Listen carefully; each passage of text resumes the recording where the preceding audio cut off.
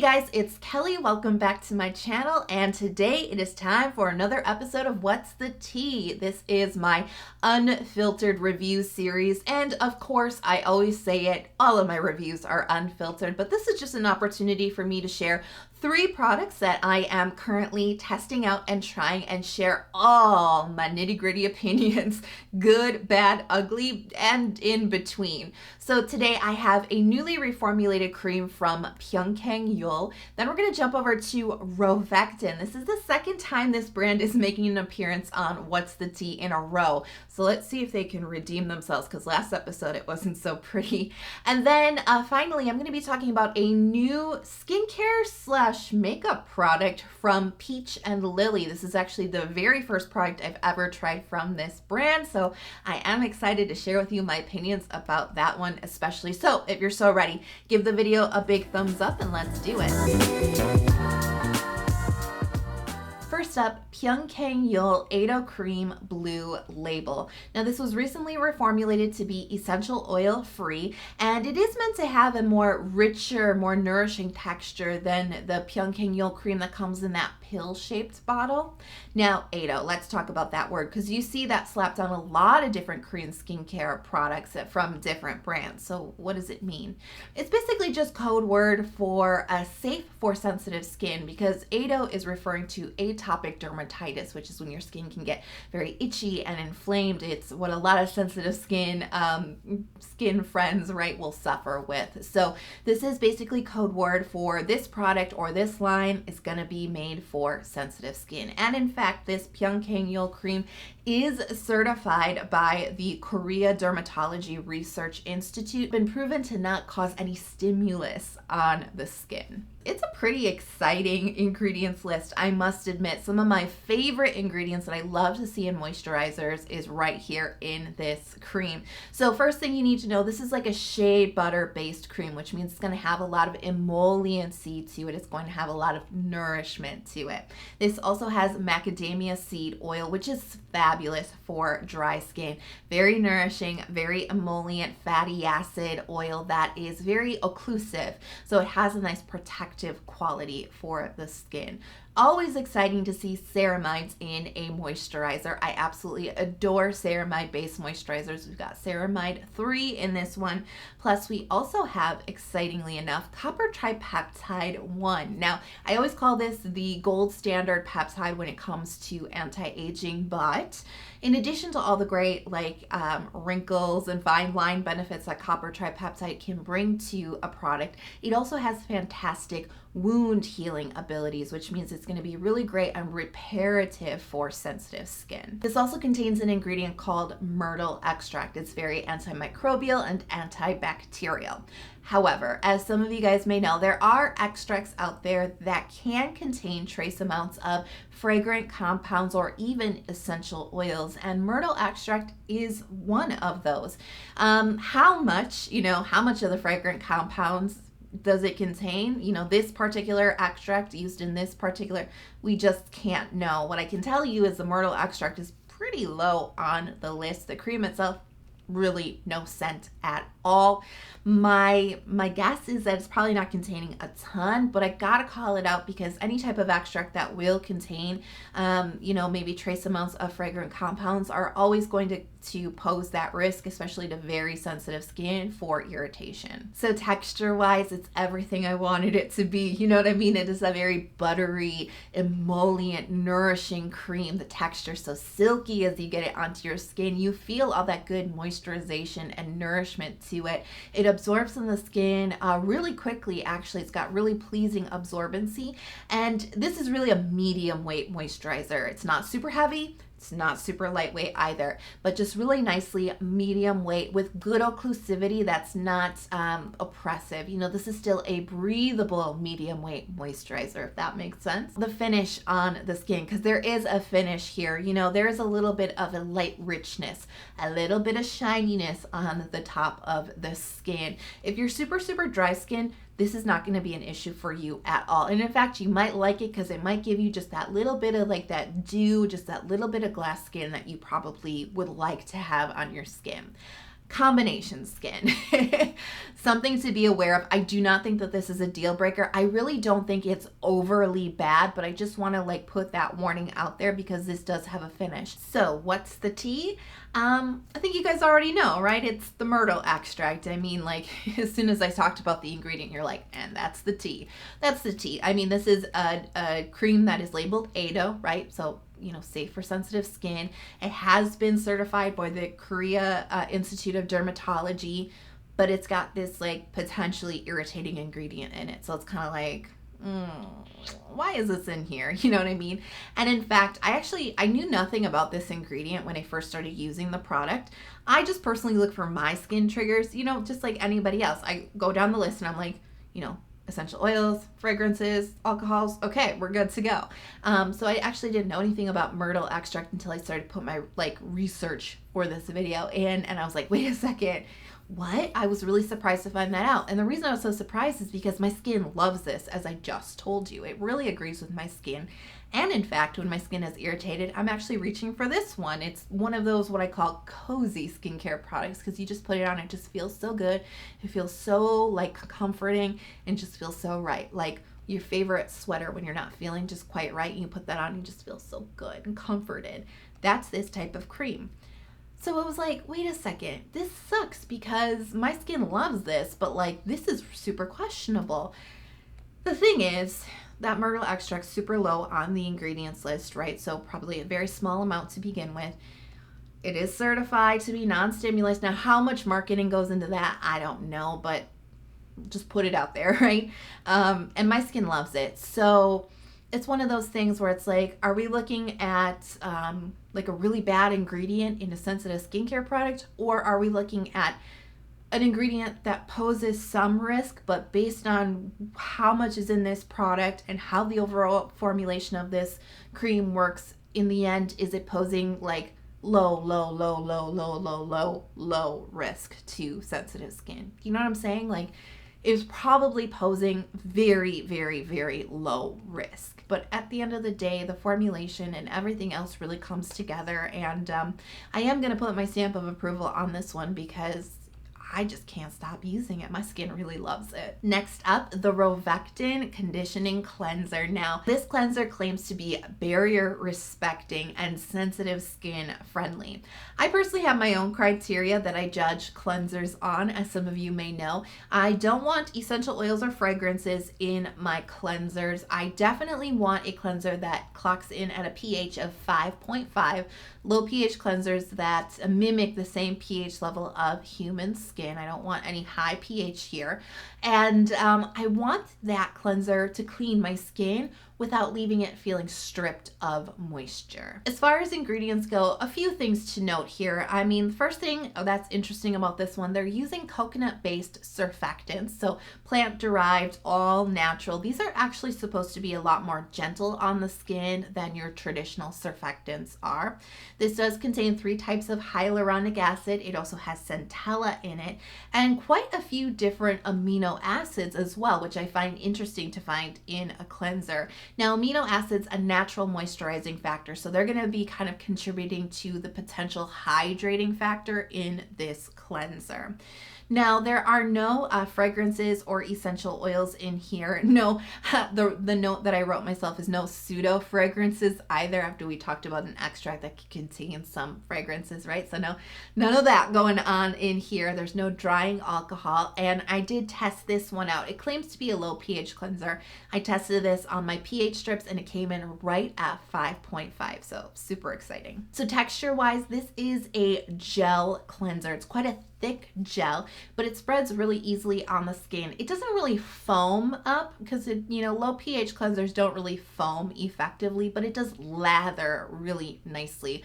I like a cleanser that has some lather to it because it definitely gives you the sensation that you're getting a really nice deep clean on the skin. And I have to tell you, that's how this feels. This rinses away really cleanly without any residue. My skin feels so refreshed. It feels so clean, but you know what? This really doesn't strip moisture. There's no squeaky clean feeling. There's no like, oh my gosh, I have to get my next like skincare product on my face like, pronto. This actually, I wouldn't say that it really hydrated my skin. There are very few cleansers out there that I would ever like claim that they actually put like hydration into my skin, but this one didn't take anything away. So definitely, I think it checks out on the whole skin respecting or barrier respecting claim. Now I gotta say it, this smells super weird. It is not a fragrance product, and I've said it so many times, you know, unfragranced skincare doesn't mean no scent. I have seen it described as a light and natural coconut scent, but this does not smell like coconuts to me. It smells like plasticky, kind of manufactured, just weirdness. Doesn't break the experience for me, but I just gotta say, like, it just smells so strange to my nose. So on the last episode of What's the Tea, Rovectin kind of got trashed. You know what I mean? They definitely did not come out on top in that episode at all. And I have to tell you, I think Rovectin has redeemed themselves in this episode. Yeah. So telling of my relationship with Rovectin products, because some of them, they just so excel, and some of them just fall so flat. There is really no in between for me and Rovectin. It seems like this is one of those products that really excels. Remember that checklist of requirements for cleansers that I had at the beginning? You know, it can't have any fragrance ingredients in it, no drying alcohols, it's got to be low pH, it's got to clean my skin, but it can't strip my skin of moisture. That's kind of a hard checklist for a lot of cleansers to hit, and yet this one did it. It really did it. And now, weird smell aside, right? Because, okay, here's the thing. It's just a strange smell. It's just strange. It's not nasty, right? It's not so off-putting that I couldn't use it. It's just, I don't know, it just struck me as weird. I would rather have kind of like a non-nasty, weird-ish smelling cleanser that doesn't have a lingering scent, right? I'd rather have that than have it smell super perfumey. Do you know what I'm saying? Because I can't even do scented skincare anymore at this point. That's just too much for me now, for my nose. So I'd rather just take the weird scent. You know what I mean? I'll take the happy middle. I prefer it not to smell like anything, but I'll take the weird one over those other things. So that aside, I really like this a lot. It really does its job, and it really does it well, and I did not expect that at all. I had very low expectations, so I was very impressed with this. And I have to say, I think this is actually pretty affordable because it's kind of a bigger size cleanser. You get 175 milliliters of product. I think most standard cleansers a little bit less than that, about 150. I so appreciate the pump. I didn't even know I needed like a pump cleanser in my life, but I think I needed a pump cleanser in my life. I like this so much more than the flip top that you see with a lot of cleansers. This pump is awesome. So it is a little bit more expensive than my preferred $12 budget for cleansers. A little bit more with the pump bottle. This retails around $17 on Wishtrend. I still think that that's a pretty decent deal. It's going to last you for a long time. And yeah, the tea is that I approve of this Rovectin cleanser. I really like it. Peach and Lily Skin Shield Blurring Primer. Now this is super interesting because this is like a makeup product meets skincare. They're actually marketing this as a complement to your morning sunscreen. And really what this is meant to be is, I think this is just really meant to be very antioxidant rich. It's supposed to really protect your skin from free radicals while also doubling as your makeup primer, or as just a really beautiful like finishing product for bare skin, because it does have a little bit of that nice skin smoothing effect to it. So I found this really interesting because they really are pushing this less as a primer and more as a kind of like final skincare product. So let's dive in. So Peach and Lily took some time with this product. You know, they took 3 years of research and development just to make what they're calling Volue Smooth. So this is actually a plant-based silicone alternative. So no silicones in this primer at all, but you're still gonna get a skin smoothing effect like a silicone would. So they spent quite a bit of time creating this formulation. So ingredients wise, we have no silicones in here. Remember, I find that actually really unique for a makeup primer, but there are a bunch of other like skin loving ingredients you like never find in makeup products. 5 different types of ceramides. This also has cholesterol. It has phytosphingosine, which is a very barrier supportive ingredient. We've got centella, we've got aloe, we've got madecassoside, green tea leaf. We also have camu and vitamin E. It's like really, really impressive ingredients list, and I'm like, how is this a makeup product? I was super harsh on the Pyunkang Yul moisturizer for the myrtle extract, so I gotta call it out on this one. This does contain eucalyptus leaf extract. This is one of those extracts that potentially can contain trace amounts of fragrance in it. I gotta call it out. I don't want to be super harsh on the product for it, but I do want to point it out because I think it's only fair, right? If we're going to be mean on one for the exact same issue, I'm going to have to call it out on this one as well. So texture wise, you know, with all those skin loving ingredients, I wasn't sure what to expect. It spreads really nicely on the skin, but I do find I need it like 2 pumps for my full face. It actually dries down really quickly. It does have a little bit of like a little bit of a tack to the finish on top of the skin, which is actually a pretty good thing, right? Because that means that it's going to grip your makeup just a little bit better. I must admit, this has, while it's subtle, it does have like a pore blurring effect. It definitely does smooth out the skin. Super impressive, because remember, no silicones here. You know, I do find some of the primers that really do minimize the pores, the look of pores, tend to have a very thick feeling on the skin. They tend to almost, I kind of sometimes call them spackle, right? Because they so coat your skin so thickly in order to smooth it out, in order to get that effect. This does not feel like that. This actually feels pretty nice on the skin. It does have an occlusivity to it. They do say that this creates like a shield on your skin. I would agree with that, but it's not super heavy, and it's not spackle like by any means. So it has a nice kind of minimal pore blurring effect.